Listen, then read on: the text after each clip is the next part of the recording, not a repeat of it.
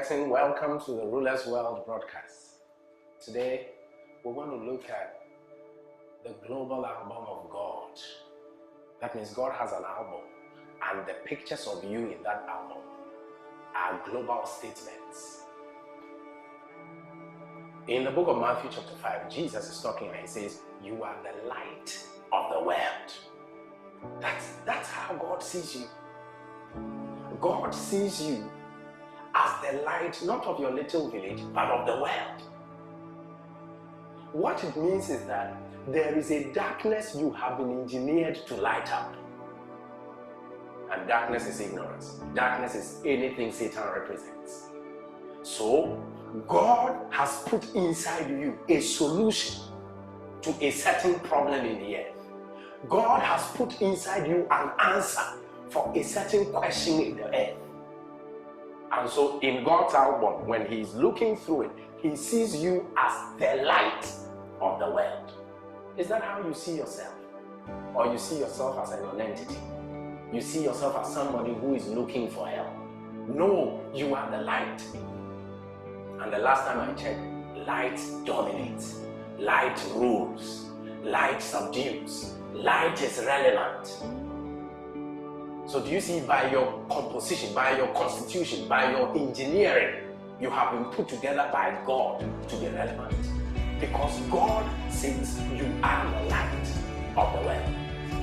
Let me ask you a question. Do you believe God?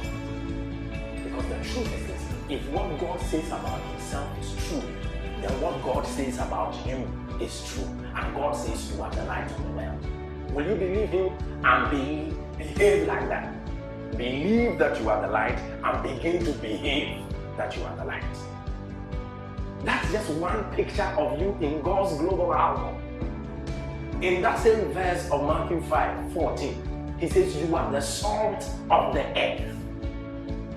It's powerful. That's how God sees you. That means there is something about you that the whole earth will require, will need. Just like he said you are the light of the world, he's now saying you are the salt of the earth. And salt is powerful. Salt kills germs. Salt stops decay. Salt preserves. Isn't it amazing? He said, but if the salt shall lose its saltiness, wherewith shall it be salted again?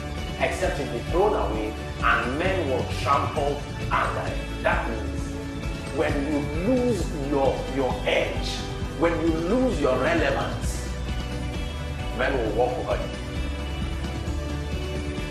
Don't lose your relevance. You need to begin to embrace how God sees you. And as you embrace how God sees you, you will begin to think like that. Ideas that are consistent with who you are will begin to flow through your mind.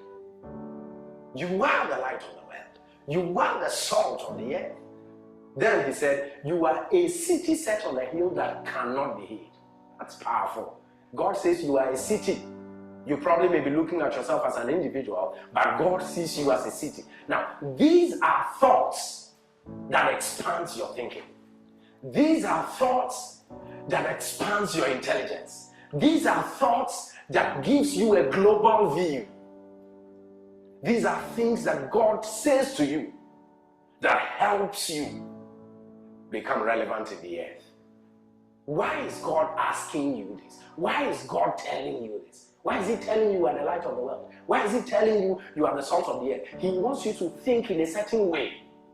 That's why he's giving you that material. So you can think like you are the salt of the earth. So you can think like you are the light of the world. If you are the light of the world, do you think you should be crying over a local problem? If you are the salt of the earth, what you're going through right now that makes you even question whether there is God, do you think it should even be a question? If you see yourself like God sees you. My dear friend, he says you are the light of the world. He says you are the salt of the earth. He says you are a city. Can you begin to think like that? Can you begin to embrace that? Can you begin to see yourself like that? If you do, everything that is mediocre will just fall off you. Because then you will see that you are here on assignment And that assignment is supposed to affect the whole world and affect the whole earth. Rise up and subdue this earth for God, because He placed you here for that purpose.